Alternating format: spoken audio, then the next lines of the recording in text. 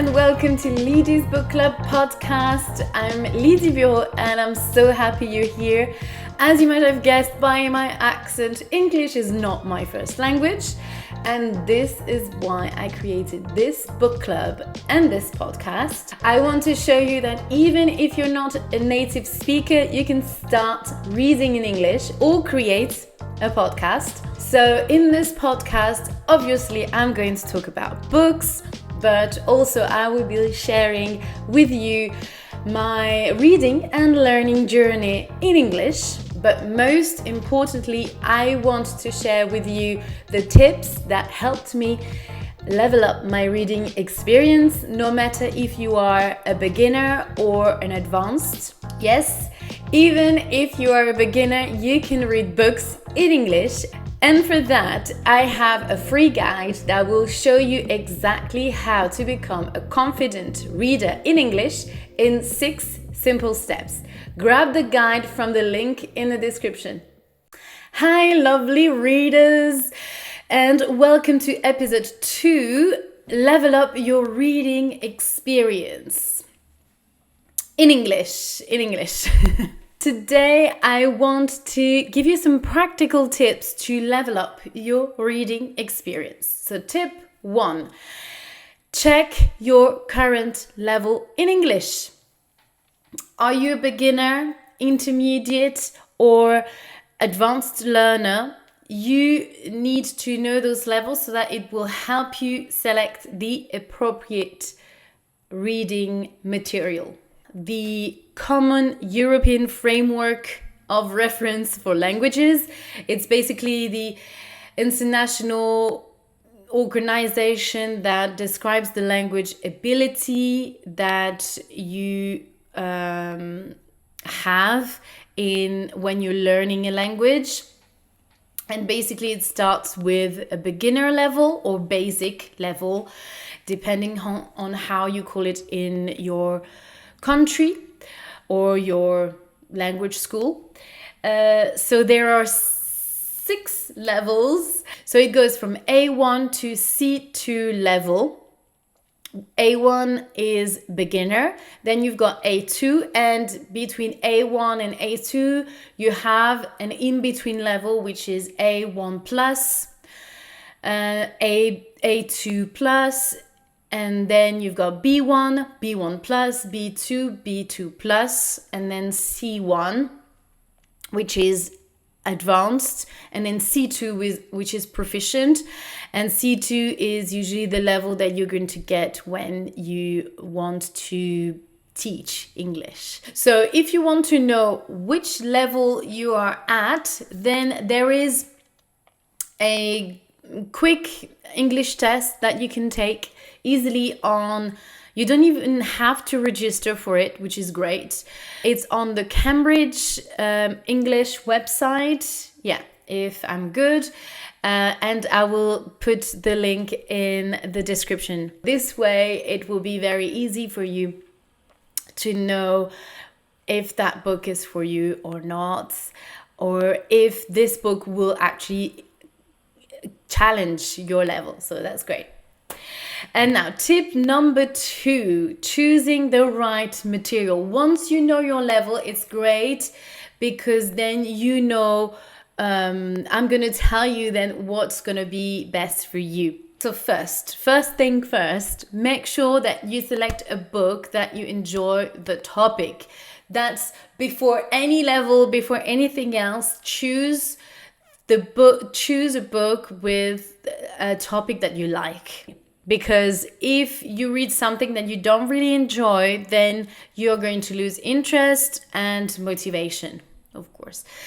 Unless you have to read a certain book, then because you're studying and your teacher asked you to read that book, but you're not really enjoying it, that's a different question. Leave me a comment actually if you are in that situation, and I'll make sure I find some answers for you to help you in your reading journey.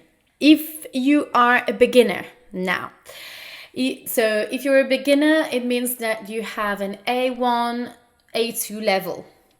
And for that, for your level, if you are, if you're a teacher, an ESL teacher teaching young kids, then children's books are the best.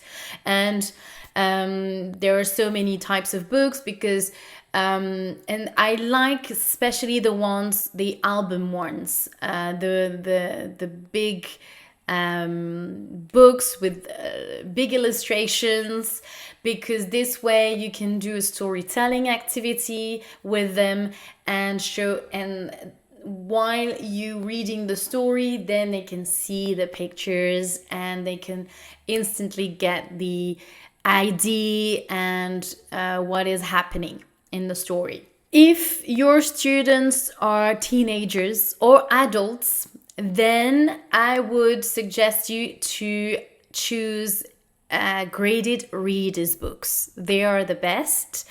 There are things like that, and I love Penguin readers books. I will talk about graded readers book more details in the next podcast. Because they're amazing and there's so much to say. Now, if you have an intermediate level, I would suggest you to read graphic novels or young adults, especially if your students are teenagers, or if you are a parent and your children are teenagers. If you're an adult learning, then young adult is also a great way for you to start reading in English. And for example, I have this story, Heartstopper. This is a graphic novel, and I'm going to talk about graphic novels in the next episode. Not the next one, but in a very soon I'll be talking about graphic novels because they're great books as well. And graphic novels and young adults, of course, are very accessible when you have an intermediate level, which is B1 and B1 plus B2. Yeah, B1, B2 level, I would say. Yeah. B1, B2, intermediate or independent level. It depends how you call it. Finally, if you have a B2 plus, or if you are advanced, then we can say that you can start reading any, maybe not classics of English literature, because it's old English and it's quite advanced, and it is a bit more the structures are a bit more complex, and the language might be a bit more difficult. But you can definitely start reading contemporary novels. And there is such a large choice of contemporary novels that you have thrillers, romance, any type of books that you like. Okay, tip number 3, reading goals and time management.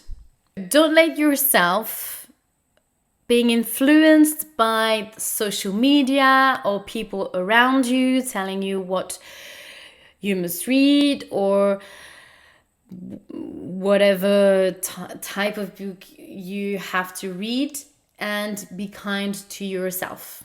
And start with maybe 1 chapter or 2 chapters, and if 2 chapters is too much, then just do 1 chapter at a time.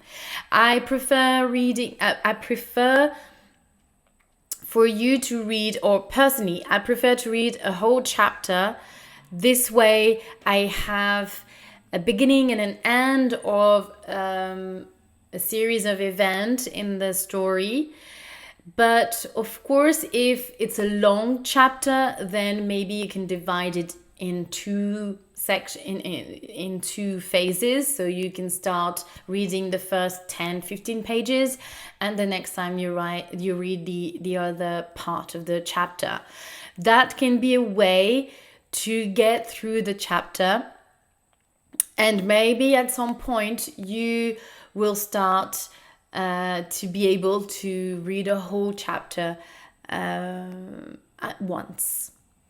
But step by step, try to maybe find ways or chunk those chapters to make it more, to digest it better, especially if it's difficult for you to go through a lot of pages.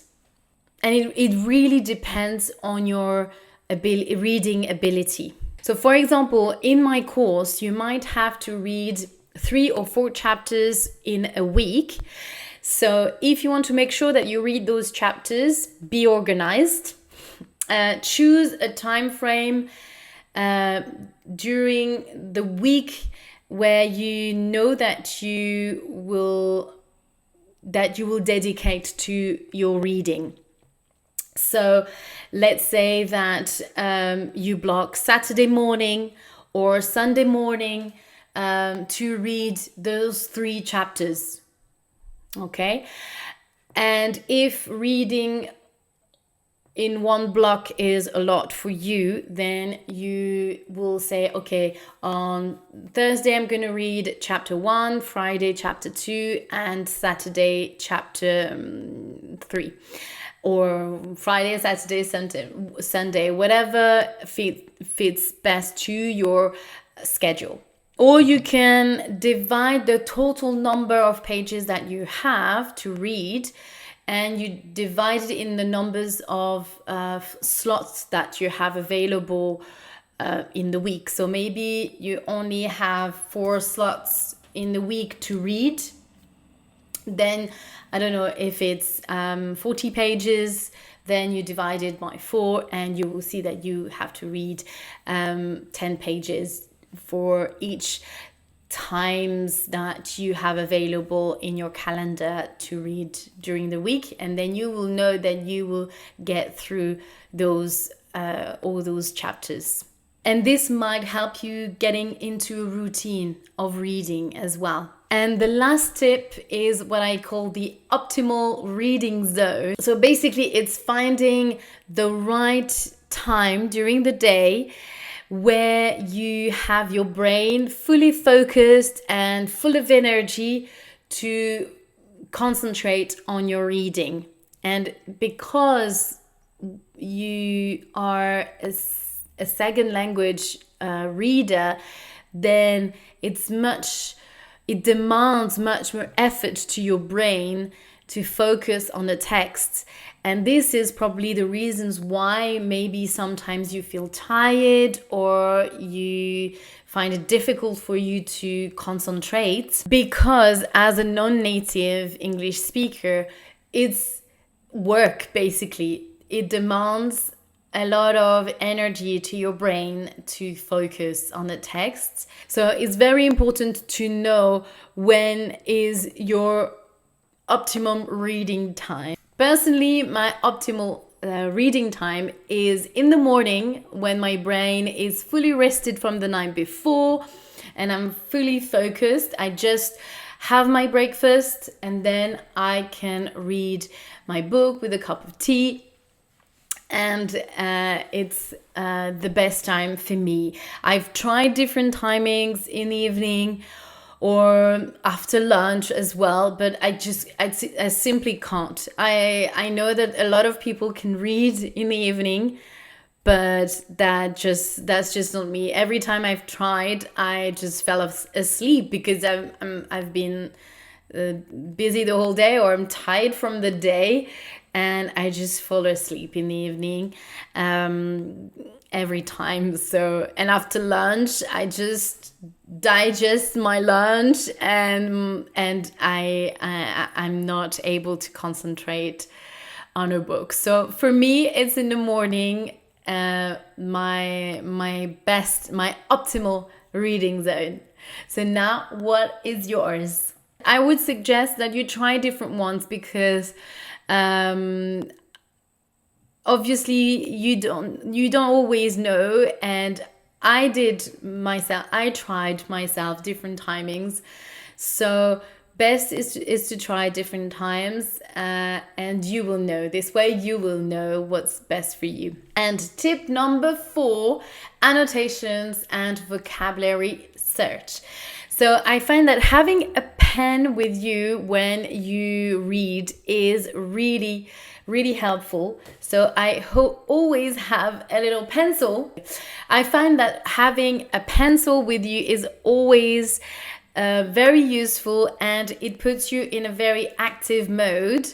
And I find that pencils are much easier than having a pen, because if you want to erase a note or you want to add or change, then it's much easier and you damage much less the book with a pencil. I find that it's very useful to make notes, and especially when in my course we're going to talk about some passages. So obviously it's easier when you already have made some notes and you can easily go back to it when you have made your notes, and you can remember as well what you felt about that passage at that moment. And sometimes your feelings are quite different from the ones that you had at that time, because you evolve, you have different feelings at different times. And when you reread a passage, maybe you might feel a bit different. It's quite interesting. And also, you can also, another great thing about pencils is that you can circle new words that you're not familiar with, and especially if you find that word again and again. So make sure that you have a dictionary or a translation app next to you. And I would say that when you look up for the word, try to not write the translation into your own language, but write a synonym of the word. Because this way, when you will want to describe that feeling or describe that character, then you have two words to describe that character. Usually in the translation app, you have a synonym given to you, or in the dictionary. So they usually give you a synonym, or try to find a synonym in English that you know, and that means the same thing. If you're not sure about what a synonym is, it's basically two words. It's when you have two words that are not the same, but they mean the same idea. So when you look up for a new word, write a synonym of that word next to it, just right next to this new word, instead of writing the translation. Okay, because this is how you're going to build up your vocabulary knowledge. And last thing is bookmarks. I love those bookmarks, especially the post-it. So if you're watching this podcast, because I'm making this podcast available as well on YouTube, I love post-it because they are transparent, and they stick very well to the page, and they have a transparent side which doesn't hide the text. I don't like the sticky notes with which are completely colored, because it hides the text, and I don't like it. So I like those ones. They're not so fancy, because they usually use the same colors, but I'd rather to use those ones than using those very fancy, very trendy color, the ones that you can match to the colors of the books. I don't use those ones. I use post-it ones, because personally, I like the fact that they are transparent. That's great. And so if you know any other bookmarks that are transparent with many other colors, then send me the link. I'll be happy to buy those ones. Okay, so I hope that you have enjoyed these tips and that they helped you. And please let me know in the comments about your reading techniques. I want to know what you do as well, and let me know what you thought about those tips. And I will see you next time for a new episode. Bye bye. If you like this content, make sure you subscribe to my YouTube channel and grab my free guide, The 6 Simple Steps to Start Reading in English. The link is in the description.